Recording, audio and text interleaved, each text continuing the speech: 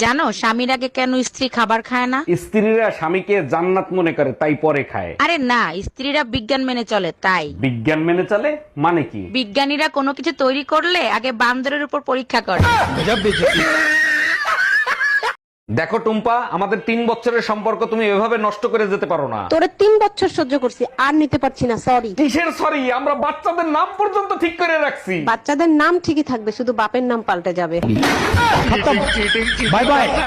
ভাবি, এক কাপ চা খাওয়াবেন? কেন খাওয়াবো না, অবশ্যই খাওয়াবো, তবে দুধ চা হবে না লাল চা হবে। আচ্ছা থাক, লাগবে না। আরে কি বলেন, আপনি বসেন, আমি দুধ কিনে এনে চা করে দিচ্ছি। দেখেন, আমি কেনা দুধের চা খাই না। এই নেন দুধ চা।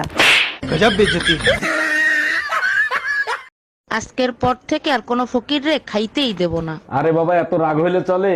কি হয়েছে আমারে বলো। কালকে এক ফকির রে খাইতে দিছিলাম, সে আজকে আমার একটা বই এনে দিছে। কিসের বই এনে দিছে? রান্না শেখার বই।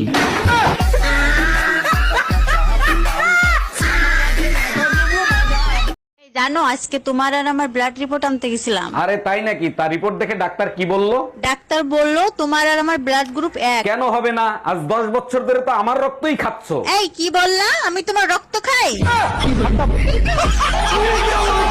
এই কই তুমি? কখন থেকে ডাকতেছি, কথা কানে যায় না? যা বলার এখানে এসে বলো। উকিল আদালতে যায়, আদালত উকিলের কাছে যায় না। আচ্ছা ঠিক আছে, দরজা লাগাতে আমি চলে গেলাম। এখন আবার তুমি কোথায় যাচ্ছ? তুমিই তো বললা আমি উকিল, অন্য আদালতে যাচ্ছি।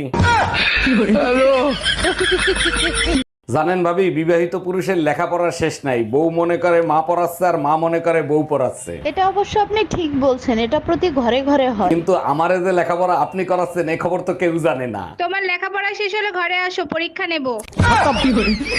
Bye bye, tata. এই জানো, তোমার বন্ধু সুমন ফকির আছে না, সে নাকি মরার পরে চোখ দান করবে। সর্বনাশ, না জানি কার কপাল পুরাইলো রে। এতে সর্বনাশের কি হলো? চোখ দান করা তো এক মহান কাজ। সুমন ফকির তো গাঁজা খায়, গাঁজায় টান না দিলে ওর তো চোখই খোলে না।